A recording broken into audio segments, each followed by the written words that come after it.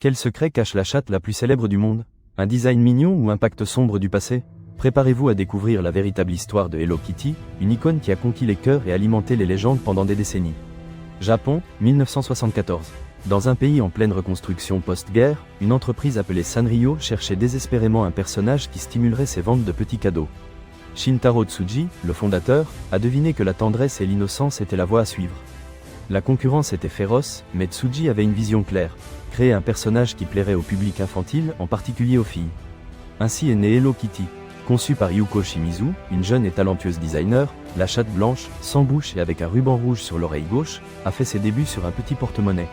L'image était simple, adorable et, surtout, irrésistible. Personne n'imaginait que ce petit félin deviendrait un phénomène mondial. Les premières années n'ont pas été faciles. Sanrio a dû lutter contre la méfiance initiale du marché.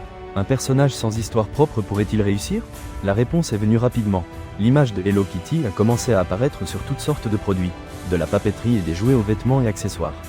Son charme minimaliste la rendait adaptable à n'importe quel format. La clé du succès de Hello Kitty résidait dans sa capacité à se connecter avec les émotions. Son visage inexpressif permettait à chaque personne de projeter ses propres sentiments sur elle. C'était une amie silencieuse, une confidente imaginaire.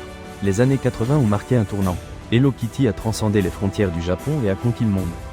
Son image est devenue un symbole de la culture kawaii, l'esthétique du mignon et de l'adorable. États-Unis, Europe, Amérique latine. Personne n'a pu résister à son charme.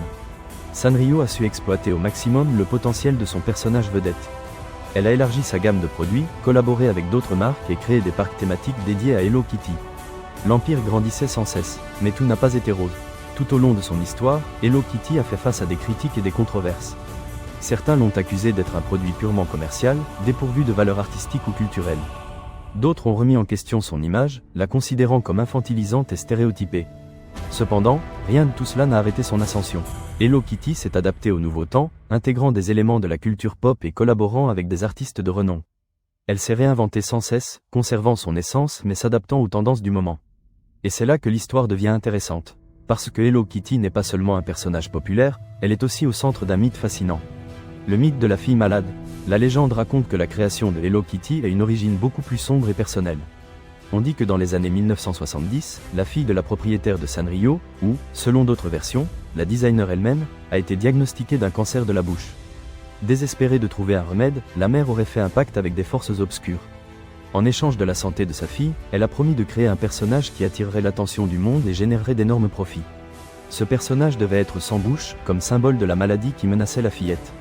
La légende continue en affirmant que le nom Kitty vient du mot kitten, qui signifie chaton en anglais, mais est aussi un terme utilisé dans certains cercles pour désigner les esprits malins.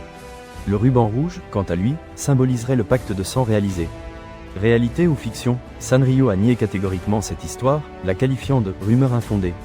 Cependant, la légende persiste, alimentée par la fascination que nous ressentons pour le macabre et le mystérieux. Ce qui est sûr, c'est qu'au-delà des mythes et des légendes, Hello Kitty représente bien plus qu'un simple personnage. C'est un symbole d'amitié, de tendresse, d'innocence. C'est une icône qui a accompagné des générations entières, marquant l'enfance de millions de personnes dans le monde entier. Aujourd'hui, Hello Kitty reste l'une des marques les plus prospères de la planète.